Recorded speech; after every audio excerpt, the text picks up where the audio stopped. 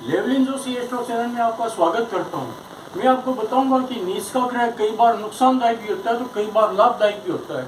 वो अलग अलग परिस्थितियाँ देखी जाती है। उदाहरण के लिए आपके सामने ये एक तो मैं चार्ट खींचा है जिसके अंदर सारे ग्रह मैंने नहीं लिखे हैं। केवल सूर्य की पोजीशन देखिए आप कि सूर्य यहाँ पर तुला राशि के अंदर नीच का है।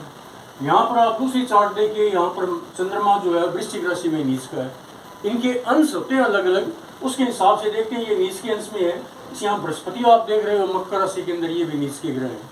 ये नीच के ग्रह हैं तो ये क्या कर सकते हैं, एक नियम लागू होता है कि जो नीच का ग्रह होता है वह जिस भाव का वेश बनता है उसको नुकसान पहुंचाता है।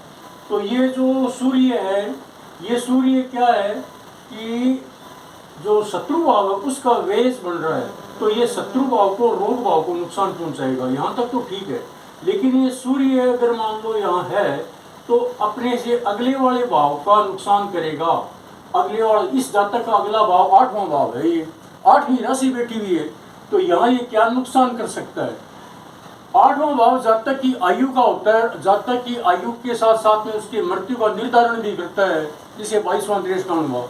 तो यहाँ पर ये सूर्य नीच का होकर के फलदीपिका का नियम लागू होता है, इस भाव को नुकसान करेगा, जातक की आयु में कमी करेगा। एक बात। दूसरी बात क्या है कि ये अगर जातक अगर पुरुष है तो ये उसकी लाइफ पार्टनर का घर है, ये उसकी लाइफ पार्टनर का घर है, और लाइफ पार्टनर का घर है तो यहाँ पर क्या हो रहा है, ये इस नुकसान पहुंचा रहा है। तो लाइफ पार्टनर का जो कुटुंब है, लाइफ पार्टनर का कुटुंब भाव है ये, और जातक का क्या हो गया है, जातक का ये मतलब ससुराल भाव हो गया है।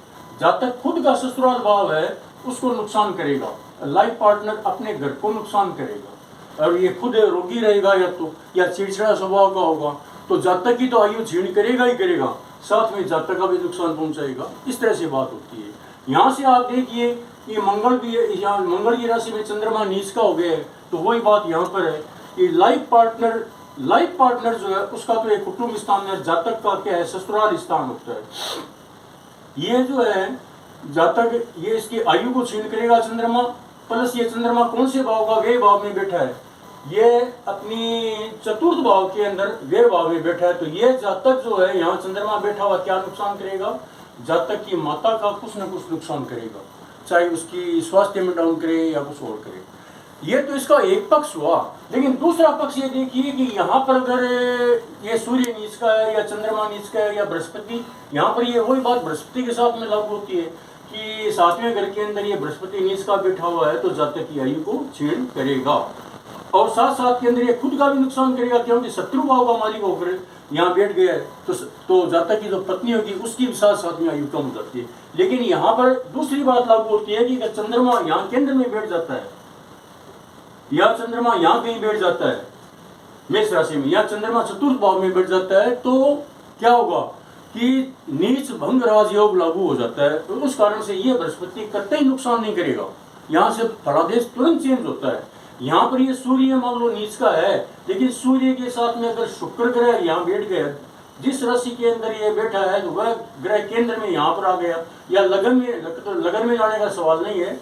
और अगर मान लो कहीं न कहीं इस प्रकार से आ जाता है चतुर्थ भाव में, हालांकि आने की संभावना कम है, या सूर्य कौन सी राशि में उच्च होता है कि मेष राशि में, अगर मंगल या चतुर्थ भाव में या लगन में आ गया है, उस हालत के अंदर ये सूर्य 7वें भाव में बैठ करके इसका नीचत्व भंग होकर के नीच भंग राजयोग दे देता है। यहाँ से अपने को बहुत बारीकी से एनालाइज करना पड़ता है कि एक बात देख करके अपन फलादेश नहीं कर सकते हैं, लेकिन जनरली ये मैंने 50% कुंडलियों में देखा है कि ये आयु की छीण करता है। जिस जातक की कुंडली में है उसकी आयु को छीण करता है, अगर 7वें भाव में नीच का ग्रह बैठा होता है तो। ये बात आपने ध्यान से सुनी, इसके लिए मैं आपको बहुत बहुत धन्यवाद देता हूँ।